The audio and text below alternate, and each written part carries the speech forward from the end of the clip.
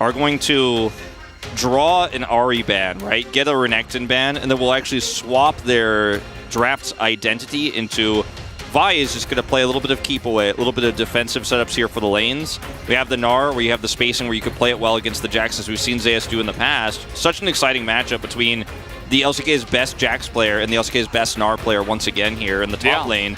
But they just changed the identity. No, we're just scaling now. We're just playing defensively, and Twisted Fate can help get you advantages. And KT now have to play around, constantly roaming Leona around, constantly setting up kills. And the identity of these two teams has changed completely. Now KT has to be the one who gets the advantage. Now KT has to snowball because you're going to be dealing with this scaling Kassadin as a Twisted Fate. You will never match that damage.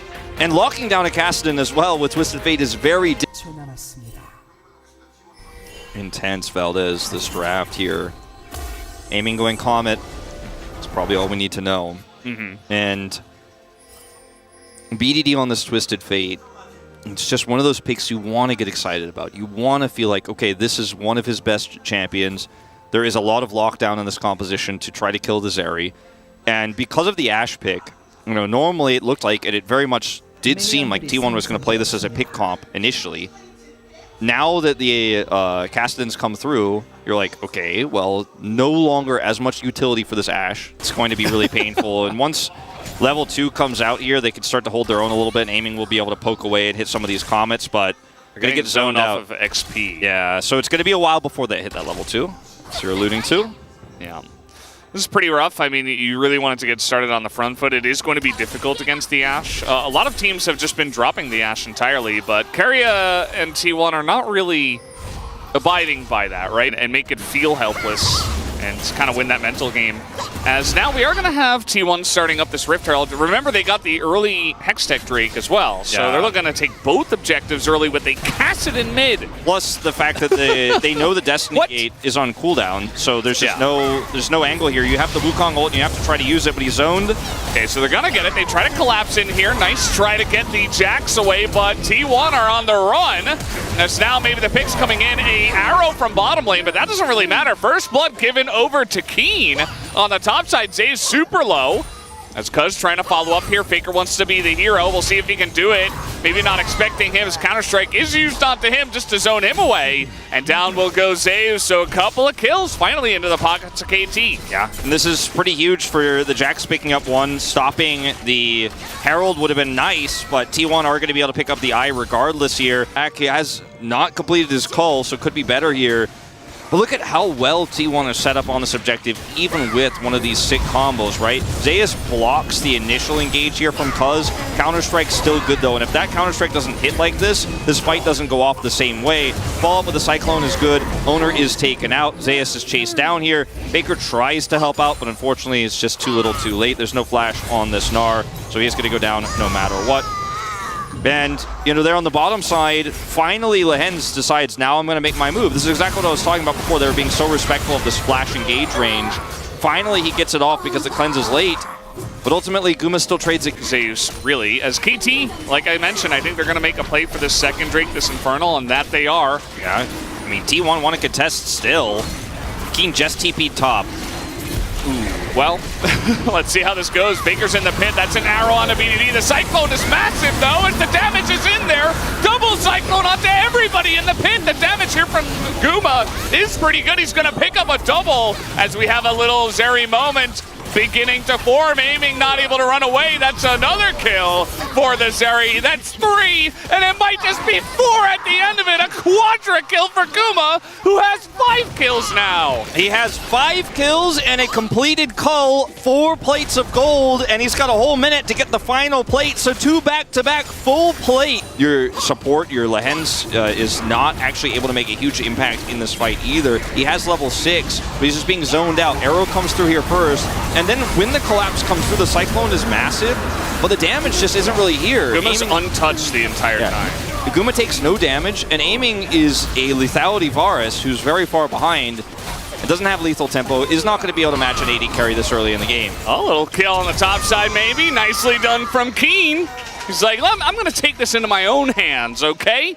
My team's not getting it done on the bottom side. As maybe now we'll get another look, as here it is. Yeah, Zeus greeting for a plate, gets him on the edge of the Counter-Strike, even with the crush. It's the empowered hit here, and Twisted Fate coming up. BDD is ready to follow up Collapse. And this means there's just no way to counter this. They also Ocean Soul, but KT have this choke point control. It's very difficult for Zeri to actually get into position. And cuz Flash ult available, so respect has to be shown. They've got the Narbar. Fantastico, and he gets slowed up, and he gets bursted down, and down goes the Leona, but they traded for the Gnar, and down goes the Vi as well. Where did their front line go? And Guma's like, I just want a front line to do some damage. He's not gonna have one. As here comes KT, they're gonna find Guma and get the massive shutdown of gold into the Jack. I mean, that fight was so perfectly played from KT. They know Zeus is at 90% of his Narbar, and he wants to engage and be the front line for Guma. They instantly engage on top of him, kill the Gnar before Zeus could do anything. The follow-up damage is real. And now an inner turret looking like it may go down here. KT, get that mid turret. They're going to get Drake. And so much money, 900 gold onto this Jax for Keen. And we have got to watch this fight again because look at the Narbar of Zeus here. He is ready. Lehens goes in, turns perfectly center blade, follow up every single person. Yeah, every single person focuses down Zeus. Cuz is here, ready for the follow-up as well. And Faker knocked up here, wants to actually escape, but there's a Destiny Gate on the chase. Guma has no agency, has no room in this fight, and we talked about just this. Doesn't matter how much money you have, how much gold you have, and how many items you have. If you can't actually fight, if you don't have a front line. It's not the first time it has bit them in the butt in the past. And maybe it might just get them here as Keria is caught out. BDD is now on the map. Down will go Keria for free. And we talked about this, like, because this Ashe was picked so early and T1 aren't playing a pick comp, the Ashe is actually vulnerable on the map. A very squishy support can't really offer anything for Guma. It's really Owner and Zeus who have to be the front line for this carry. And we're doing a Baron early, 21-30 here with that pick on the Ashe. They have map control and they've got such great turn. TP from Owner, or rather from Zeus. He does have an R-bar this time. So there is potential, but the rest of the team not really able to get in here just yet. Owner has no flash and they have no vision on this. Mini Gnar now. KT just, oh, they're going to keep it least, and they immediately go straight into Keen as Faker takes it down. Gonna get the Baron. Now they're going to buy a lot of time for themselves. This is a T1 move, man. You've got double smite. Faker's got unsealed spellbook. You go in for the double smite play. And KT, they had vision control, but when T1 came in, the collapse, the engage was a little bit slow, and T1 will actually steal this away. As this is what we were talking about with the Ashe, you know, you're trying to come up here and shadow for Faker so that if there is an engage, you can arrow them and then you can have the escape. But unfortunately, there's not much Faker can offer here at level 13 to save this Ashe who is caught. As Faker has smite, as you guys could see. They don't have vision over the wall. They have no vision over the wall. And it's a double smite here. Faker secures the Drake before Cuz can do anything about it. They just call it out. This is exactly what T1 does. They go 3, 2, 1. Out, out, out. Good job. That was huge. Big. Yeah, it's huge. The Dragon, though, and now Zeus is just holding that Narbar exactly where he wants it. And they've got good turn here, too. Just need that front line. I was waiting for this. Mega Gnar is going to be started as here he goes. Looking here comes for the angle, and he's stolen away. Cuz takes the Ocean Drake, takes the Ocean Soul. As they're trying to turn here onto the Jax, they want 100 zero hit, but the Solar Eclipse is massive from the Leona. They're going really deep as Keen is just frontlining into the Zeri. Is not going to get Guma, though. Crucially, Guma's still alive. Did they go too deep is the question. As now the Zeri's going insane, but it's not enough. Faker has to do it alone, and can he? Yes, he will. With Zeus and Keria left alive, T1 take the win. 12,000 damage between Faker and Guma. Two players did 12,000. T1 for this Kassadin is massive, as it's a long con flank attempt here from BDD. Zeus is carded here. They get the Drake, but they do not secure any CC onto Guma. Stopwatch is used here, or the Zonia's rather, but notice that Guma is not CC'd until the very last moment here where he just cleanses and kites back. It's doing so much damage as they're all stunned right in front of him. And Faker is just unkillable in this fight. Once the Jax is gone, and the lethality aspect of this Varus is done after his Qs have gone off and he actually can't do anything damage-wise in the fight. Sealed. They see you. They know this is starting. Yeah. They did not clear out that one ward. And as you mentioned, you know, the damage is there, but it's not huge. They can't just quite burst this down, but they're committing. KT going to commit to this one, as over the wall we have double smite again. Can they steal it again? Yes, they can! They take it down. And now KT are just lost. Where do you go from here? As ults are going in, they try to turn onto Meganar as Zeus gets low, but he will survive.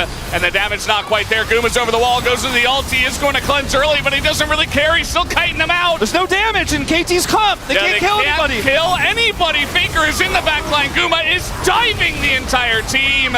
As some low health bars, Guma goes down. Faker went a little bit too low, and they turn it around. Oh, they went way too deep. They went way too deep.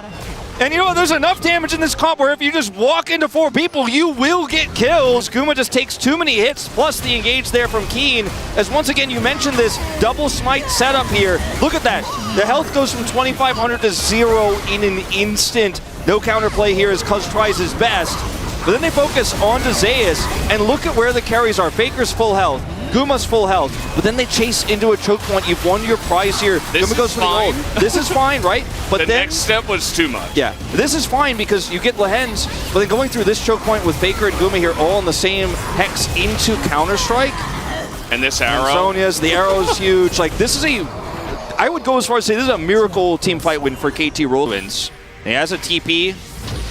And this is the last fight of the game here. This is going to decide it. KT need one more miracle here, one more pick onto these carries. No double smite here for either team, it looks like. No cleanse for Guma, but he does have the scimitar ready.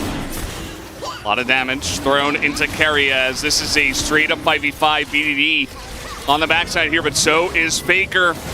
As we wrap around each other, as the arrow comes in, it's going to find BDD. They're looking for it. Zay's not really going to get the angle himself. Has to hop away. Tons of damage in onto the Elder already. As okay, that's the ultimate. They're trying to get in there, and it's a bit of a flip for KT are winning this fight as Guma trying to front to back, but it's already 5v3. As Guma carry, Elder's going to be taken. Elder's going to be taken. KT will turn this one, and Guma will get carded and will get executed. KT should take this, and yes, Faker will be taken out as well. Carry has got nowhere to go. And it looks like man. KT have done it. Look at Lehens, he's clapping his hands. Keen looks relieved as Carrier is going to look for an arrow here. It will not matter. And I didn't think I was necessarily going to say it tonight, Valdez, but we have a series on our hands. KT bringing it back in what was nearly an Elder flip, but T1 lose the fight. Keen carries. A scary game, but they get it done, Wolf. They get it done in 37 minutes. Carrier, of course, not going to be able to stop them. Down goes the Nexus, and we have a series on our hands. It's all tied at 1. And maybe that's it. Maybe that's all KT had to do. Just prove they could take a game. And now it's anyone's series. Keen, BDD, Lehens, these players are so good at pick compositions, and they